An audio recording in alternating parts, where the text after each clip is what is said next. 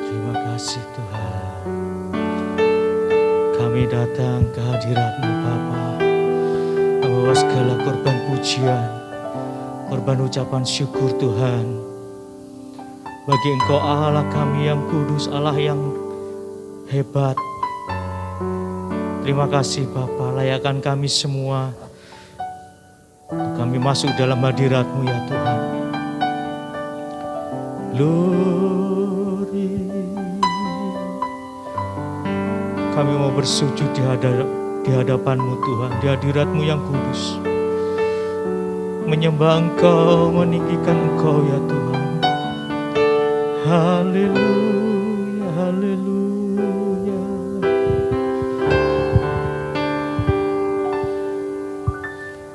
Ku bersyukur padamu Tuhan atas kasih-Mu. Ku bermazmur bagi nama-Mu yang kudus.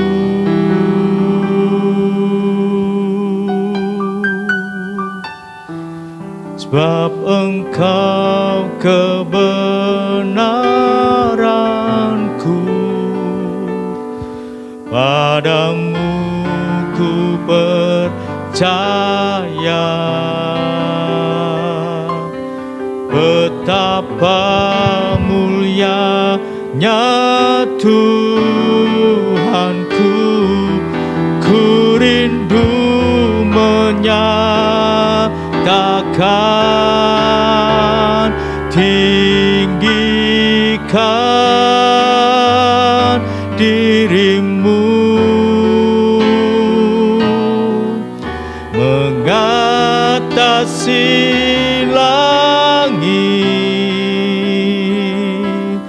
kebesaran-Mu Tuhan,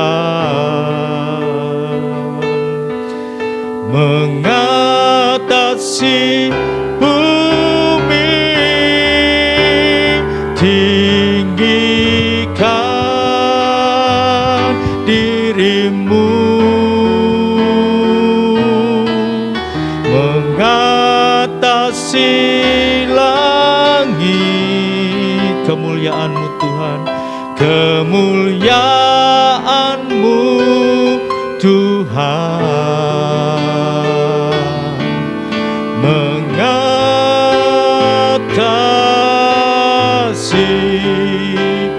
bumi.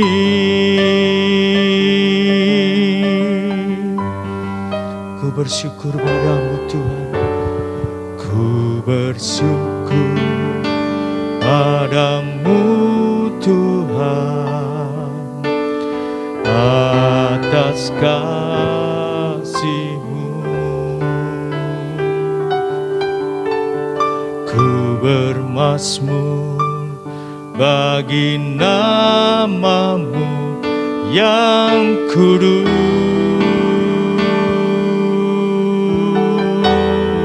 Sebab Engkau kebenaran kami Tuhan, sebab Engkau kebenaranku, padamu ku berharap, padamu ku percaya. Betapa mulianya Tuhanku, ku rindu menyatakan, tinggikan diri-Mu, mengatasi langit, kebesaran-Mu Tuhan, mengatasi bumi, tinggikan diri-Mu, mengatasi mengatasi langit, kemuliaan-Mu Tuhan mengatasi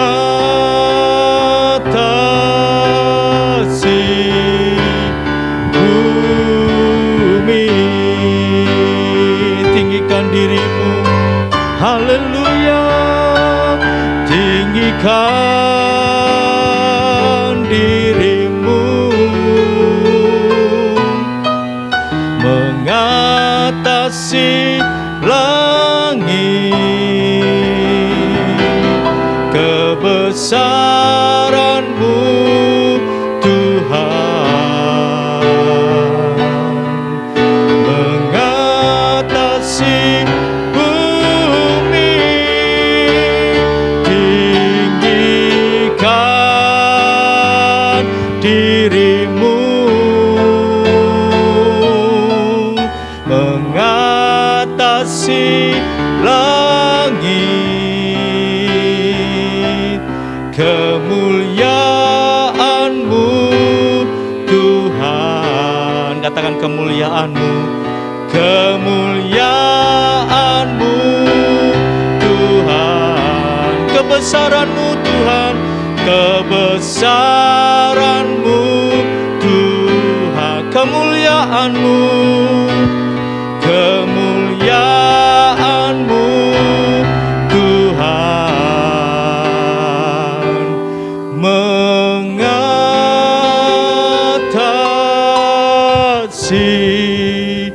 bumi.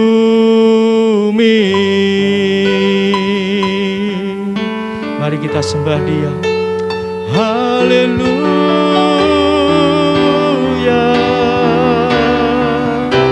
kami tinggikan, kami agungkan nama-Mu Tuhan. Haleluya, haleluya, kami sembah Engkau Tuhan. Haleluya, haleluya, oh Tuhan, kami puji, kami muliakan Engkau.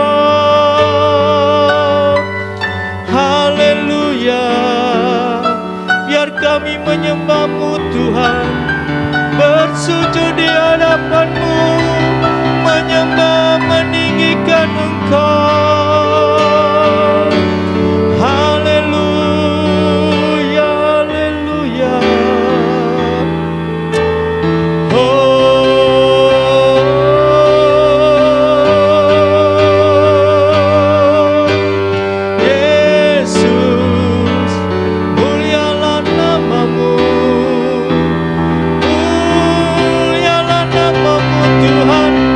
Terpujilah nama-Mu di tempat yang maha tinggi. Engkau Allah, Engkau Tuhan. Haleluya, haleluya, haleluya, haleluya, haleluya. Terima kasih Tuhan. Haleluya, haleluya.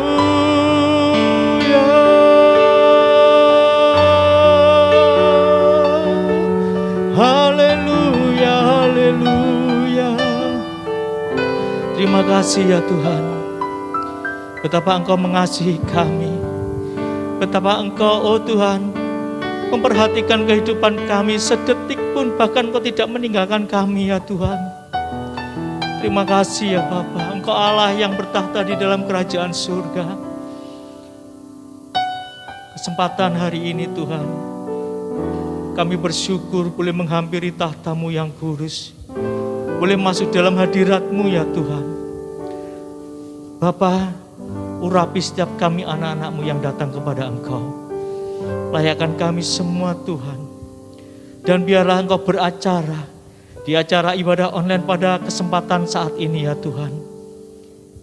Urapi setiap kami hamba-Mu yang melayani. Engkau urapi kami setiap jemaat-Mu yang menyaksikan ibadah ini atau mengikuti ibadah ini ya Tuhan.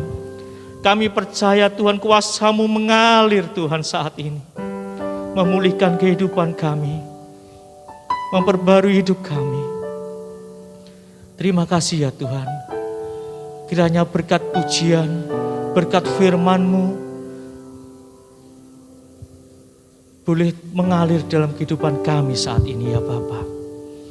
Terima kasih Tuhan. Kami percaya Engkau ada hadir di tengah-tengah kami semua saat ini. Dan kami percaya Tuhan Engkau menjamah kami setiap pribadi lepas pribadi. Dan biarlah kemuliaan-Mu yang nyata dalam hidup kami ya Tuhan. Terima kasih Bapa. Kami menyerahkan dari awal hingga pada akhir ibadah kami ke dalam tangan Engkau saja. Hanya di dalam satu nama, Tuhan Yesus Kristus, kami berdoa dan kami mengucap syukur. Amin. Shalom, Bapak Ibu Saudara sekalian diberkati oleh Tuhan. Kesempatan saat ini kembali kita boleh berada di dalam hadirat Tuhan, bersekutu bersama menikmati berkat Tuhan, berkat pujian, berkat firman Tuhan.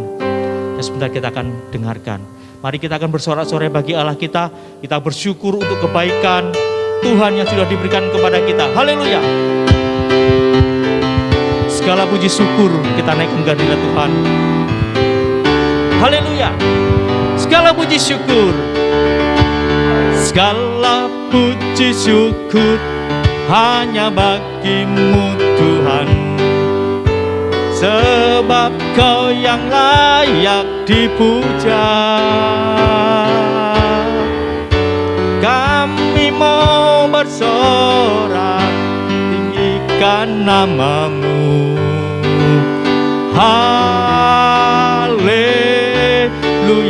Mari kita katakan, segala puji syukur, segala puji syukur hanya bagi-Mu Tuhan. Sebab Kau yang layak dipuja. Haleluya. Kami mau bersorak, tinggikan nama-Mu. Haleluya. Sorak haleluya. Soraklah haleluya. Soraklah haleluya. Haleluya.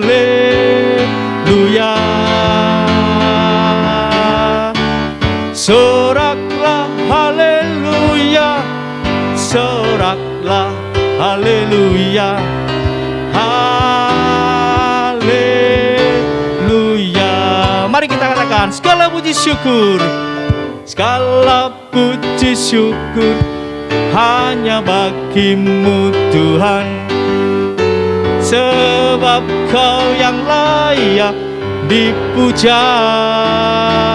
Haleluya. Kami mau bersorak, tinggikan nama-Mu. Haleluya. Haleluya. Sorak haleluya. Soraklah haleluya.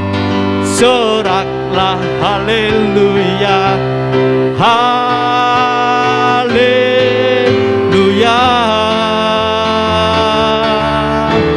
Soraklah haleluya.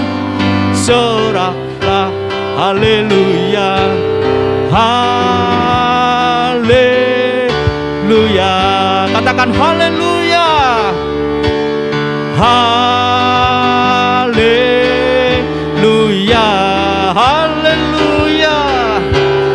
Haleluya. Haleluya. Haleluya. Sungguh dahsyat Allah kita. Allah yang luar biasa dalam hidup kita. Dia adalah Allah satu-satunya dalam hidup kita. Allah yang sanggup memberikan kekuatan dalam hidup kita.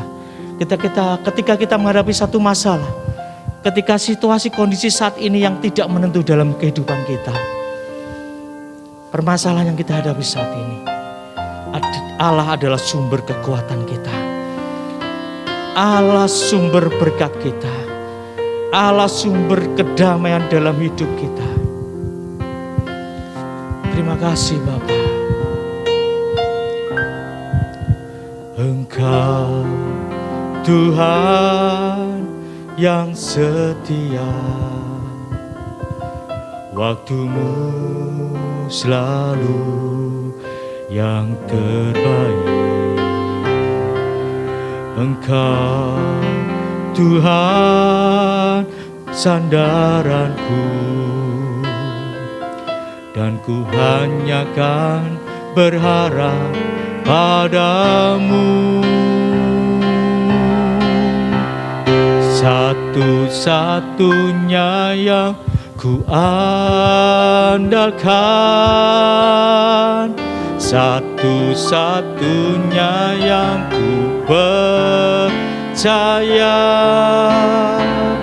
Engkau sumber kekuatan, sumber pengharapan, sumber kedamaian. Satu-satunya yang ku andalkan, satu-satunya yang ku percaya. Engkau Tuhan memberkati, Tuhan penyembuhku, Tuhan pemulihku. Engkau Tuhan yang setia, Engkau Tuhan yang setia. Terima kasih Tuhan, waktumu selalu yang terbaik. Engkau Tuhan sandaranku, dan ku hanya kan berharap padamu. Satu-satunya yang ku andalkan, satu-satunya yang ku percaya. Engkau sumber kekuatan, sumber pengharapan, sumber kedamaian. Satu-satunya yang ku andalkan, satu-satunya yang ku percaya. Engkau Tuhan memberkati, Tuhan penyembuhku, Tuhan pemulihku. Engkau Tuhan memberkati, Engkau Tuhan memberkati. Waktu saya serahkan pada hambanya yang akan menyampaikan firman Tuhan. Tuhan pemulihku, Engkau Tuhan memberkati, Engkau Tuhan memberkati, Tuhan penyembuhku, Tuhan pemulihku. Haleluya, haleluya, haleluya. Maha besar Engkau ya Bapa surgawi. Terpuji namamu, terpuji Engkau ya Bapa yang maha baik. Saat ini Tuhan, kami akan menerima kebenaran firman-Mu. Tuhan tolong untuk umat Engkau, supaya mereka boleh menerima firman-Mu secara penuh ya Tuhan. Tidak terlewatkan sedikit pun. Allah Roh Kudus Engkau akan bekerja, sehingga tiap kebenaran ini boleh masuk ke dalam kehidupan anak-anak Engkau, boleh merema di dalam kehidupan anak-anak-Mu ya Bapa. Terima kasih, hamba-Mu menyerahkan diri ke dalam tangan-Mu. Hanya firman kebenaran yang boleh tersampaikan dan boleh diterima oleh umat-Mu ya Bapa. Segala kekuatan, kuasa, pengganggu, penghalang kami tolakkan di dalam nama Tuhan Yesus Kristus. Terima kasih Bapa, Engkau puaskan umat-Mu dengan firman-Mu ya Bapa. Di dalam nama Tuhan Yesus Kristus kami berdoa. Haleluya. Amin. Puji Tuhan.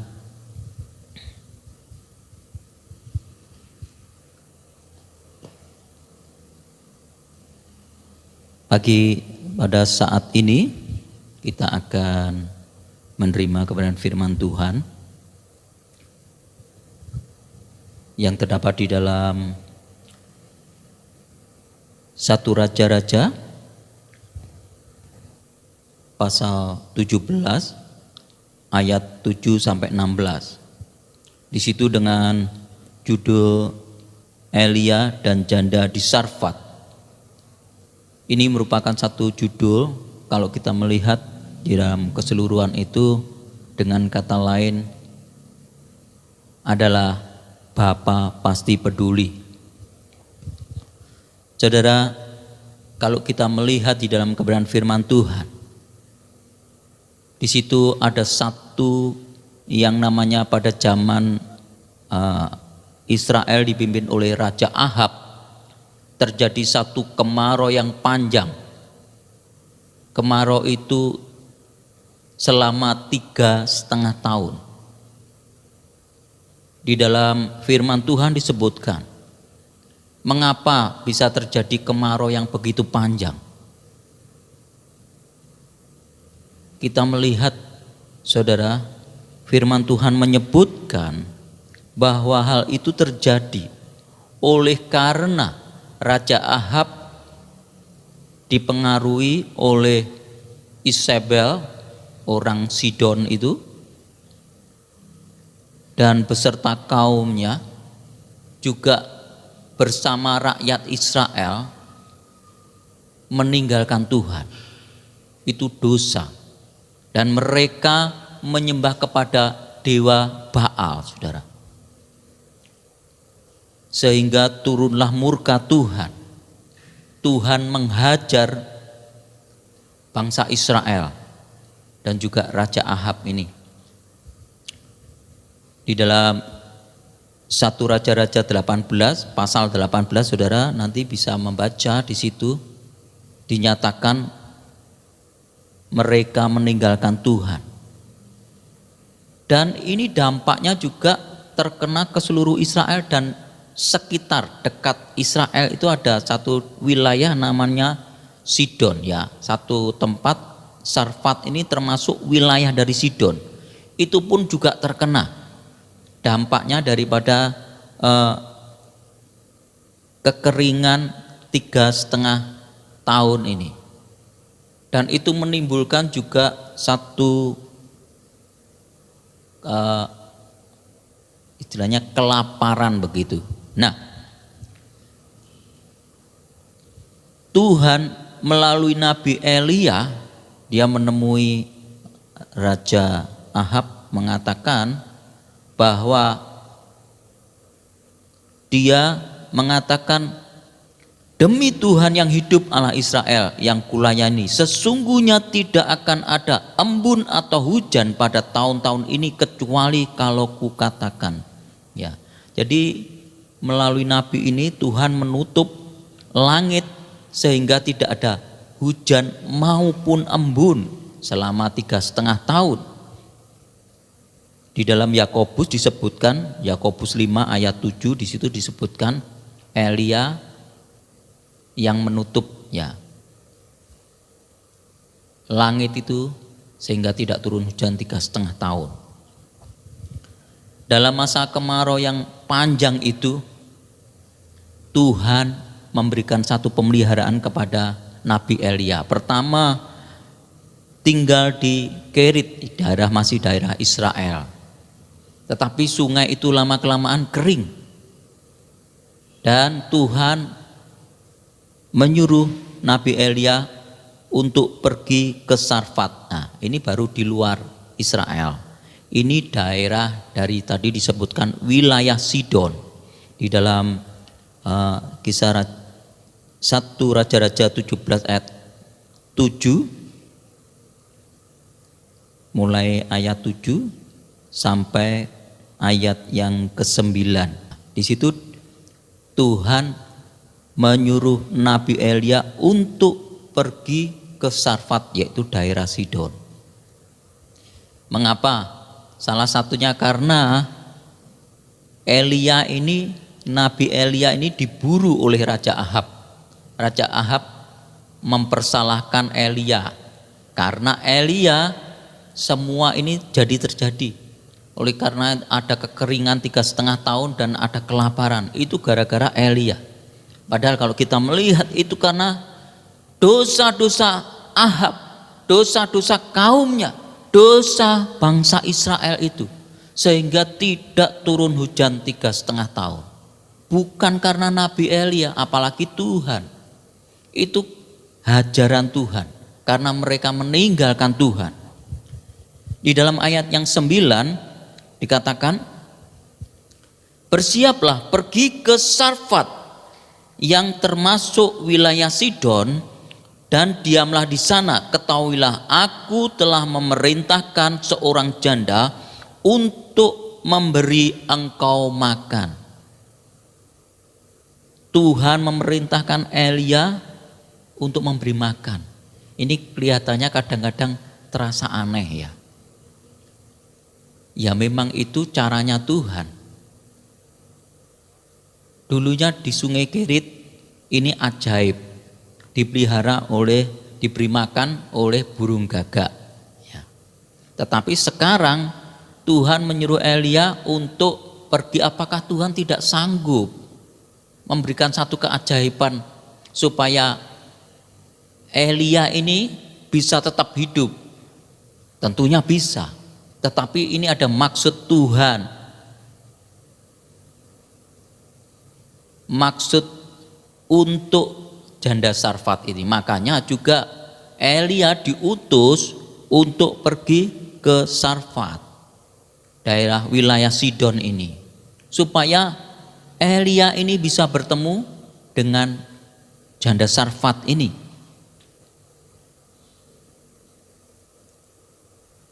Di dalam ayat yang 10, sesudah itu ia bersiap lalu pergi ke Sarfat. Setelah ia sampai ke pintu gerbang kota itu, tampaklah di sana seorang janda sedang mengumpulkan kayu api.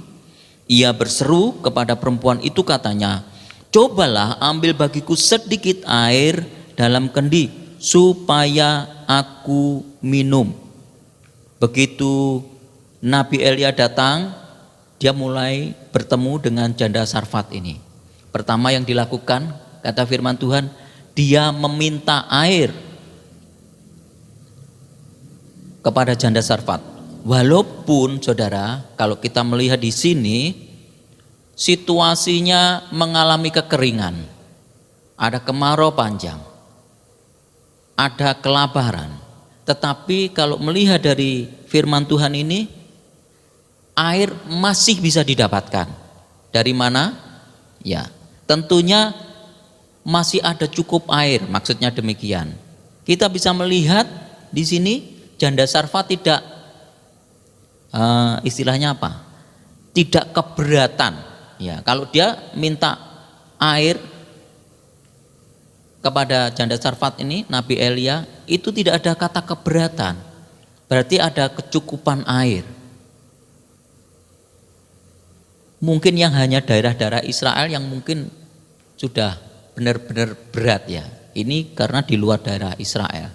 Daerah Sidon ini daerah pemujaan Baal. Orang-orang yang tidak percaya dengan Tuhan. Nah, dan kita melihat di situ tidak ada masalah masih ya. Kita lanjutkan ayat 11. Ketika perempuan itu pergi mengambilnya, ia berseru lagi, coba ambil juga bagiku sepotong roti. Perempuan itu menjawab, demi Tuhan Allahmu yang hidup, sesungguhnya tidak ada roti padaku sedikit pun, kecuali segenggam tepung dalam tempayan dan sedikit minyak dalam buli-buli. Dan sekarang aku sedang mengumpulkan 2-3 potong kayu. Kemudian aku mau pulang dan mengolahnya bagiku dan bagi anakku. Dan setelah kami memakannya, maka kami akan mati. Ayat yang ke-11 dan 12 ini ada permintaan dari Nabi Elia lagi.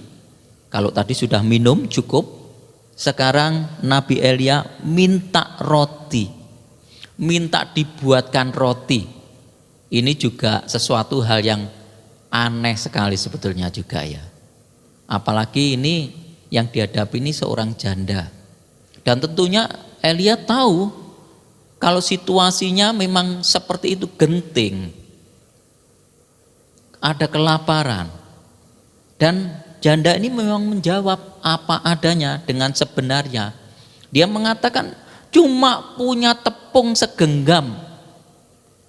Ya mungkin saya tidak mengerti ini satu ungkapan ataupun memang artinya segitu, tetapi saya melihat ini artinya dia punya satu, hanya sedikit bagian, cuma cukup untuk hari itu. Katanya di sini dikatakan setelah kami mengolahnya kami mati, berarti hanya untuk 1 kali, bukan untuk 2 kali atau 3 kali. Maksudnya sehari, 2 hari, 3 hari tidak.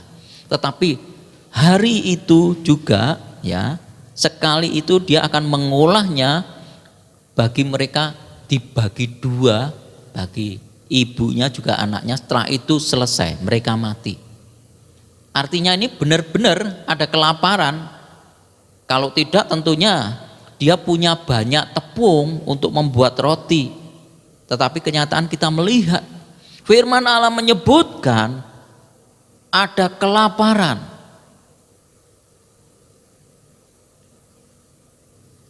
Tetapi kita melihat di dalam ayat yang selanjutnya, di dalam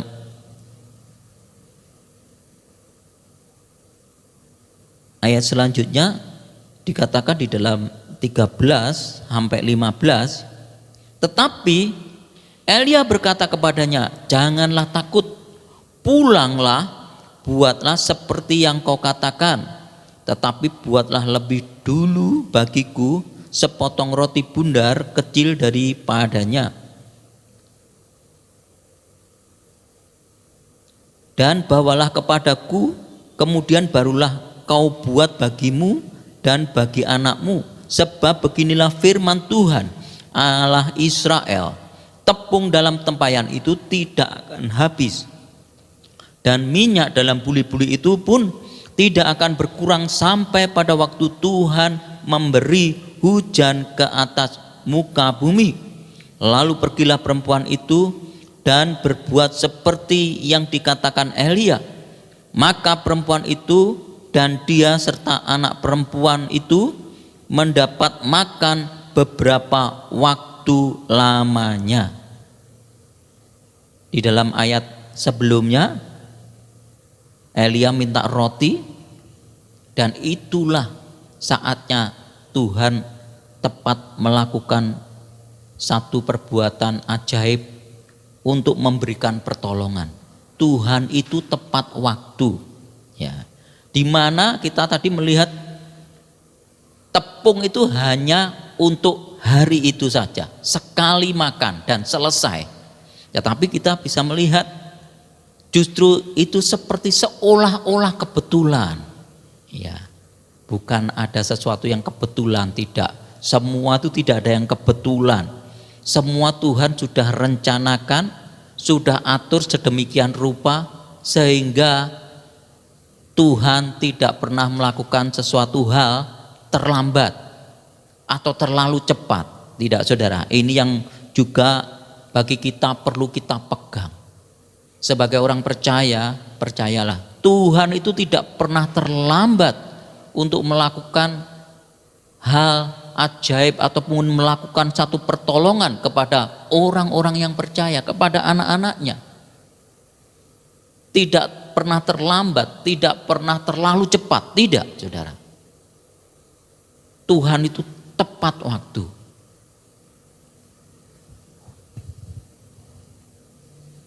Tetapi Elia berkata kepadanya, jangan takut katanya. Tidak usah takut. Walaupun situasi kondisimu seperti itu, karena masa ini adalah masa kesukaran, benar-benar susah ya. Sampai terjadi hanya makanan tinggal sekali makan itu, masa kelaparan. Tetapi firman Tuhan katakan melalui Nabi Elia, jangan takut. Pertama Tuhan mengatakan jangan takut. Masalah yang seperti ini jangan takut. Saudara, Tuhan selalu memberikan kekuatan. Tuhan memberikan satu firman-Nya yang positif. Saudara, ketika kita harus menghadapi saat-saat sukar ataupun sesuatu yang bisa dipandang sesuatu yang berbahaya, kembalilah kepada firman Tuhan. Firman Tuhan mengatakan jangan takut. Saudara, jangan takut. Firman Tuhan katakan jangan takut. Mengapa? Tuhan akan menolong. Tuhan akan melindungi.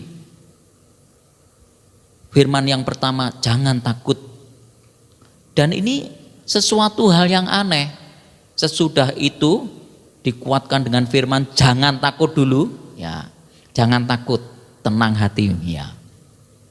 Terus baru kemudian buatkan dahulu bagiku sepotong roti bundar. Ini sesuatu hal yang aneh lagi, saudara. Bagaimana wong keadaan susah, ini tinggal butuh untuk dirinya, kok sekarang diminta dan dikatakan selanjutnya buatlah untuk dahulu untuk diriku, kemudian baru nanti untuk kamu. Loh, maksudnya bagaimana? Wong ini sekali masak sudah selesai kok. Ini masuk akal enggak? Enggak masuk akal. Di logika enggak bisa, saudara. Wong tinggal segenggam sekali masak selesai. Lah kok ini firman Tuhan melalui Nabi Elisa, masak dulu untuk aku, nanti sisanya baru. Nah ini gimana nih saudara? Kalau mungkin berpikirnya nek separuh-separuh bisa, tapi mungkin tidak cukup, terlalu kecil saudara. Tapi di sini dengan jelas dikatakan bukan separuh-separuh, tapi satu kali utuh, masakan utuh ya, sekali masak itu ya, yang dipunya itu langsung dikabehke saudara. Dibuat semua. Untuk pertama untuk Nabi Elisa. Ini sesuatu hal, kalau sekarang zaman sekarang bagaimana? Kita butuh, tapi ada orang yang membutuhkan padahal sekali makan. Ini bagaimana, saudara? Ini sesuatu hal yang susah untuk dilakukan. Benar susah. Iki wong iki ngapusi atau tidak? Orang ini berbohong atau tidak? Orang ini dipikir bisa cari enaknya sendiri. Wong kita yang punya kita butuhkan kok malah kita disuruh ngalah. Ini sesuatu hal yang aneh. Tetapi kita kembali melihat ini adalah firman Tuhan. Kita melihat ayat 14, sebab beginilah firman Tuhan Allah Israel. Ya, dari sini jelas dan disebutkan buat dulu, nanti tepung dalam tempayan itu tidak akan habis. Minyak dalam buli-buli itu pun tidak akan berkurang. Ini kalau dimasukkan di dalam logika, dipikir tidak masuk akal. Tetapi itu pasti terjadi karena firman Tuhan. Ini sesuatu hal yang berat, saudara. Apalagi janda ini adalah orang yang belum kenal Tuhan. Ini loh yang bagaimana bisa dipikirkan, saudara. Orang yang sudah kenal Tuhan saja seringkali membantah firman Tuhan. Tidak masuk akal, bagaimana bisa dilakukan? Kasihilah musuhmu. Waduh, bagaimana ini? Sesuatu yang tidak masuk akal, musuh disuruh mengasihi. Ini sesuatu hal, contohnya demikian ya. Ini tidak masuk akal. Ini sesuatu hal yang tidak bisa. Ada banyak hal di dalam firman Tuhan Kadang-kadang sesuatu terasa hal itu tuh sesuatu yang mustahil, sesuatu yang tidak masuk akal. Dan seringkali juga repotnya banyak orang yang mengaku dirinya percaya, banyak orang yang mengaku dirinya orang Kristen, tapi menolak firman Tuhan. Dengan cara apa? Mengkritisi, wah ini keliru ini. Ini terjemahnya enggak begitu, masih diterjemahkan lain lagi. Padahal ada ayat-ayat yang memang tidak perlu diterjemahkan.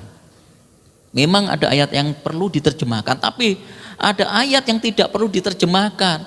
Itu dibuat diputer-puter bagaimana diterjemahkan supaya cocok dengan dirinya. Jadi akhirnya artinya sudah berbeda jauh sama sekali. Mereka tidak bisa mengimani karena tidak masuk akal, sudah tidak bisa masuk akal. Ini yang membuat orang terbentur, sehingga orang pun kalau tidak mengimani firman Tuhan, bagaimana orang akan mendapatkan berkat dari Tuhan? Enggak mungkin. Seandainya janda ini dia pakai akalnya, sudah enggak mungkin dia akan terpelihara, saudara. Enggak mungkin ada mujizat seperti yang dikatakan Tuhan. Tepung dalam tempayan tidak habis, minyaknya tidak habis, bukan sehari 2 hari, tapi sampai nanti turun hujan.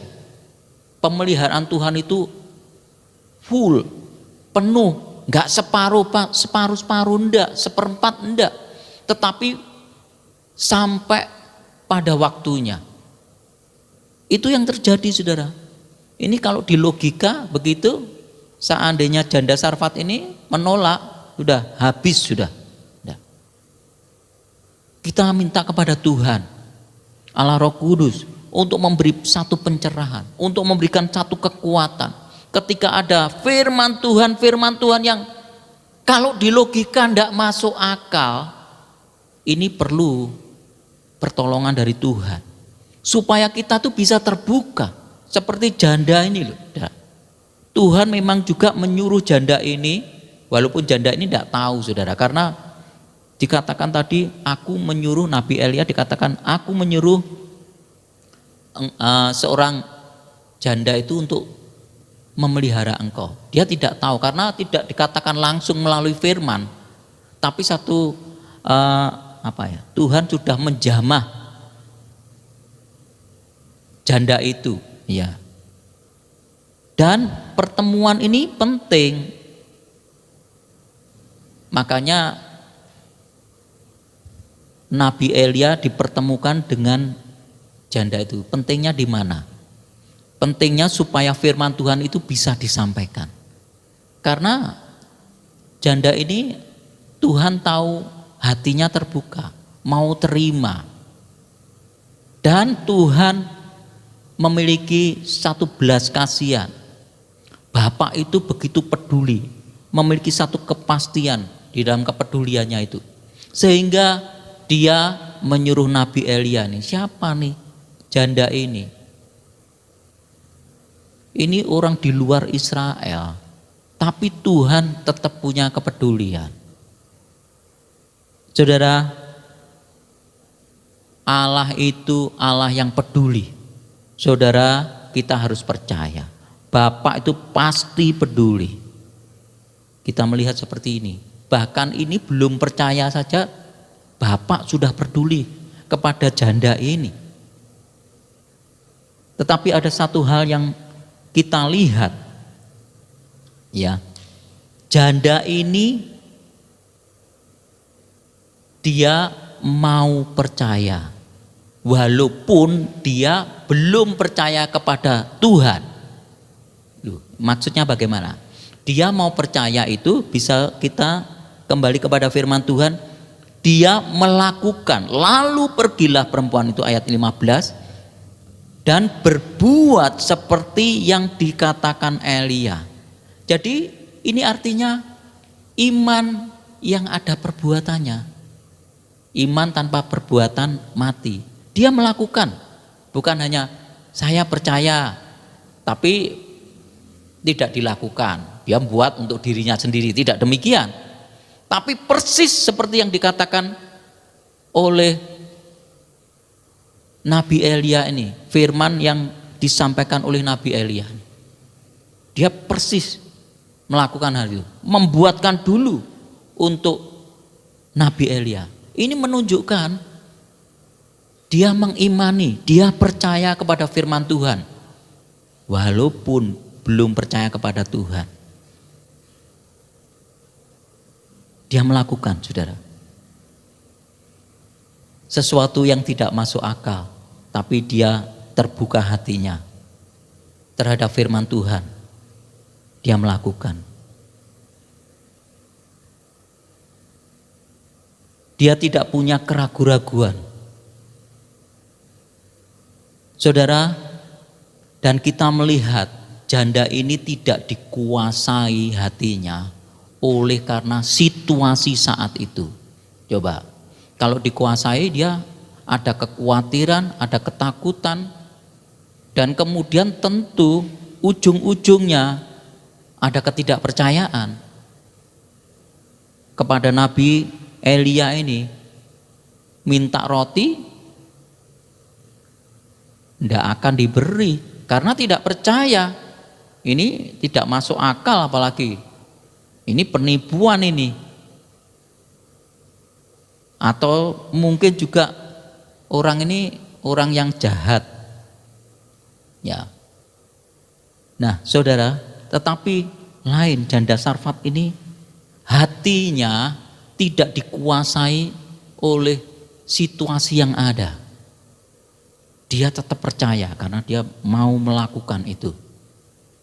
Ini penting, saudara, bagi kita sebagai orang percaya, jaga hati. Walaupun situasi saat ini susah, sukar, percayalah, Bapa di surga itu pasti peduli kepada kita. Dia menuangkan di dalam ayat kebenaran firman Tuhan. Di dalam Matius 6 dikatakan, di situ ini ayat yang termasuk ayat yang seringkali dibawakan. Saya bacakan Matius 6 ayat 25 sampai 26, 31 sampai 32. Karena itu aku berkata kepadamu, janganlah khawatir akan hidupmu, akan apa yang hendak kamu makan atau minum, dan janganlah khawatir pula akan tubuhmu, akan apa yang hendak kamu pakai. Bukankah hidup itu lebih penting daripada makanan, dan tubuh itu lebih penting daripada pakaian? Pandanglah burung-burung di langit yang tidak menabur dan tidak menuai dan tidak mengumpulkan bekal dalam lumbung, namun diberi makan oleh Bapamu yang di surga. Bukankah kamu jauh melebihi burung-burung itu? 31. Sebab itu janganlah kamu khawatir dan berkata, apakah yang akan kami makan? Apakah yang akan kami minum? Apakah yang akan kami pakai? Sebab itu dicari bangsa-bangsa yang tidak mengenal Allah. Akan tetapi Bapamu yang di surga tahu bahwa kamu memerlukan semuanya itu. Amin, saudara. Ini janjinya Tuhan, saudara. Dikatakan jangan khawatir. Hati kita harus kita jaga. Walaupun situasinya jelas, kalau saya membandingkan lebih berat situasinya pada zaman itu. Ada di sini yang sampai sedemikian rupa makanan tinggal sehari, benar-benar tidak bisa makan. Kok saya yakin tidak ada. Semua pasti bisa makan. Apalagi ada hal-hal yang di luar, ada yang bisa dimakan. Maaf, saya tidak mengajari sesuatu yang bersifat bodoh. Ya. Masih ada sisa-sisa makanan yang bisa dimakan. Saya melihat di satu tayangan televisi, sampah itu, saudara, buangan bekas itu, tapi termasuk itu masih bersih, saudara. Jadi ada toko yang menjual roti-roti makanan begitu, kalau sudah pokoknya 1 hari itu sudah tidak layak dimakan, dibuang. Nah, itu ada orang yang antre begitu ambil makanan, masih bisa, masih ada. Tetapi kalau zamannya Nabi Elia, janda Sarfat itu sudah tidak ada lagi. Mana ada sampah, masih mending-mending kalau di negara-negara seperti lain-lain itu, apalagi negara maju masih ada sampah yang bisa dimakan, masih mending. Bahkan saya melihat kalau tidak salah di Filipina gitu, dikorek-korek masih dimasak lagi bisa. Nah kalau di sini tidak ada makanan apa-apa, tinggal tepung segenggam. Kalau dipikir-pikir masih jauh berat situasinya di zaman janda Sarfat itu. Tetapi kita tidak melihat masalah itu, tapi kita kembali harus melihat kepada kebenaran firman Tuhan. Tuhan mengatakan jangan khawatir, gak usah takut. Bukan berarti kita malas-malas, tidak saudara. Tetapi yang pertama masalahnya hati. Ada orang kalau sudah begitu khawatir. Nah ini artinya hatinya dikuasai oleh kekhawatiran. Itu tidak perlu terjadi kalau kita membaca kebenaran firman Tuhan dan aminkan saudara. Kita harus mempercayai dan kita aminkan. Amin Tuhan. Saya tidak perlu khawatir karena Engkau ini peduli. Burung saja yang tidak berharga Engkau pelihara. Bunga-bunga di padang yang tidak berharga sekarang tumbuh, nanti sudah dibuang, dibakar. Itu saja Engkau pelihara. Apalagi manusia ini berharga di mata Tuhan.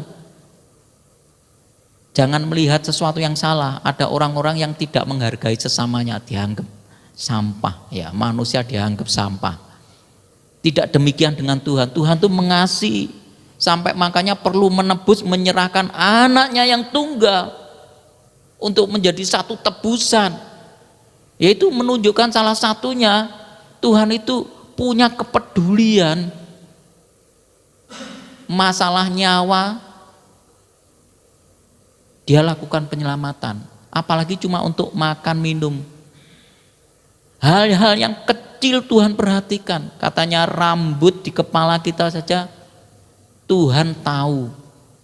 Tidak ada satu burung pun yang gugur di luar kehendak Tuhan. Artinya Tuhan itu benar-benar cermat, benar-benar memperhatikan, bahkan hal-hal kecil pun diperhatikan. Tidak ada sesuatu pun yang lolos dari mata Bapa kita. Saudara, oleh sebab itu kita datang kepada Tuhan. Kita percayai untuk pemeliharaan Allah. Bapa itu pasti peduli saudara. Pegang kebenaran firman Tuhan.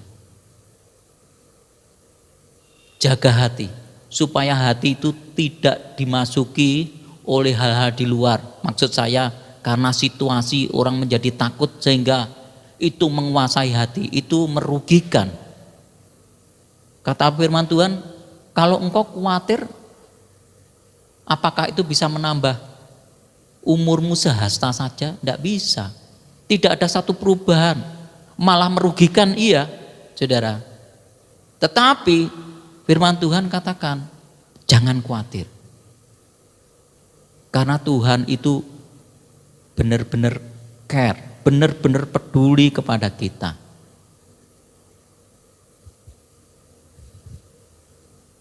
Saudara, mari kita datang kepada Tuhan. Supaya Tuhan memberikan kekuatan.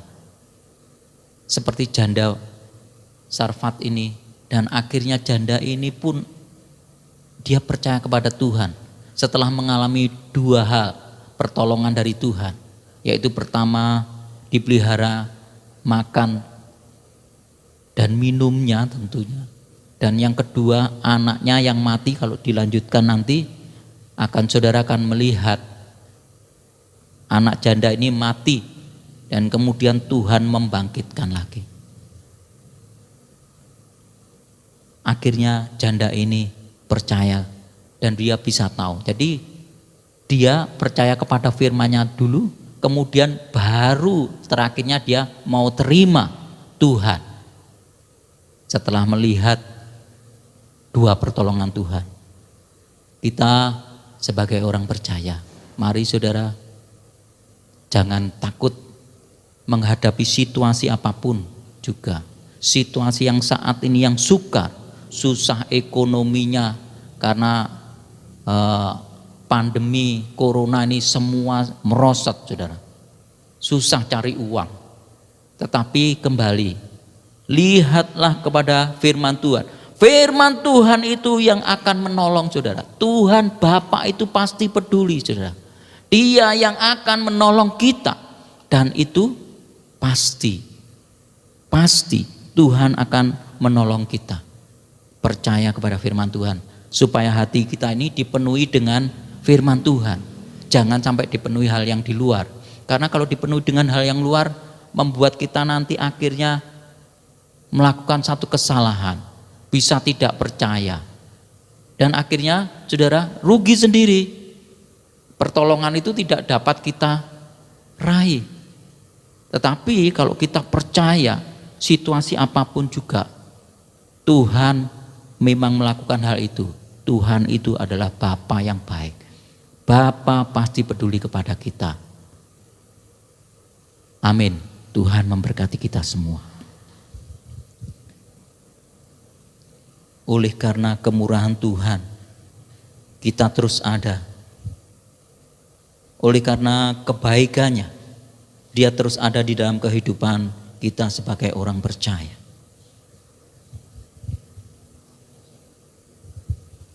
Oke.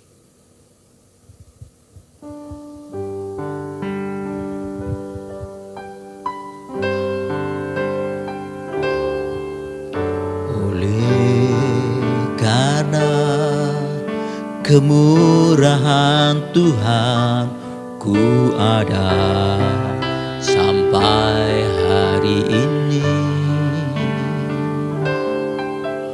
Oleh karena kebaikan Tuhan, janji-Mu terjadi bagiku. Ku sembah Kau Tuhan, ku mengangkat tanganku, selamanya Kau ajaib bagiku. Ku sembah Kau Tuhan, ku mengangkat wajahku, selamanya Kau hebat bagiku.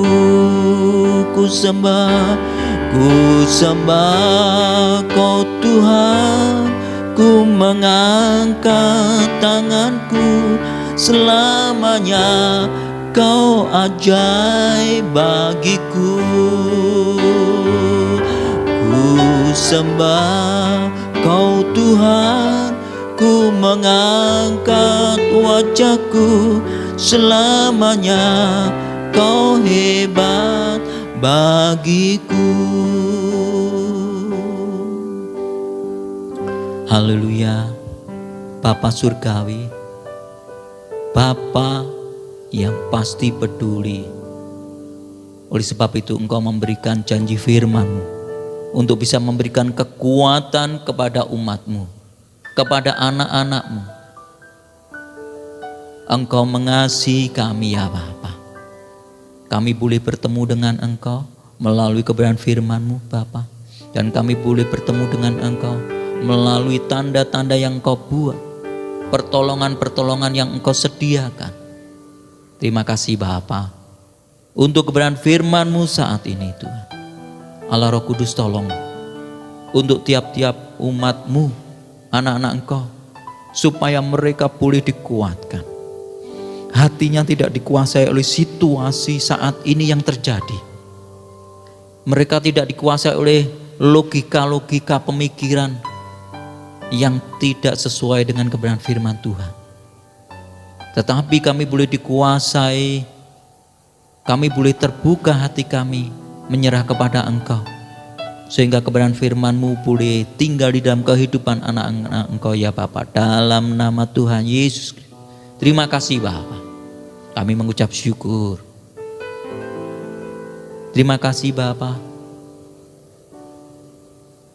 Kami berdoa untuk negara kami dalam situasi saat-saat ini Tuhan, di mana pandemi corona yang merambah bumi Indonesia ini, seluruh Indonesia, bahkan negara-negara lain Tuhan, semua terkena dampaknya. Kami memohon pertolongan-Mu Tuhan untuk kebaikan negara kami ini. Terima kasih ya Bapa. Kami berdoa untuk pemerintahan kami, pemerintahan Indonesia. Kami serahkan dalam tangan-Mu Tuhan. Engkau melakukan hal yang terbaik. Tuhan, tolong pemerintahan kami dalam menghadapi masalah-masalah negara Indonesia, juga pandemi saat ini. Terima kasih ya Bapa. Kami mengucap syukur. Dan Bapa, sekarang ulurkan tangan-Mu. Engkau menjamah anak-anak-Mu. Turunkan berkat-berkat-Mu. Saudara-saudara, engkau yang dikasihi Tuhan. Engkau adalah orang-orang yang berharga di dalam Tuhan Yesus Kristus. Sekarang terimalah berkat, rahmat, anugerah, kasih karunia dari Allah Bapa, cinta, kasih sayang, dan damai sejahtera dari putranya, dan di dalam persekutuan, pimpinan dan bimbingan Roh Kudusnya hingga Maranatha Tuhan Yesus datang untuk kedua kalinya. Diberkati roh, tubuh, dan jiwamu di atas nama segala nama, yaitu di dalam nama Tuhan Yesus Kristus kami berdoa. Haleluya. Ku bersyukur Bapa, ku bersyukur Tuhan, buat kasih setiamu di dalam hidupku. Ku bersyukur, ku bersyukur Bapa, ku bersyukur Tuhan, buat kasih setiamu di dalam hidupku. Ku bersyukur Tuhan.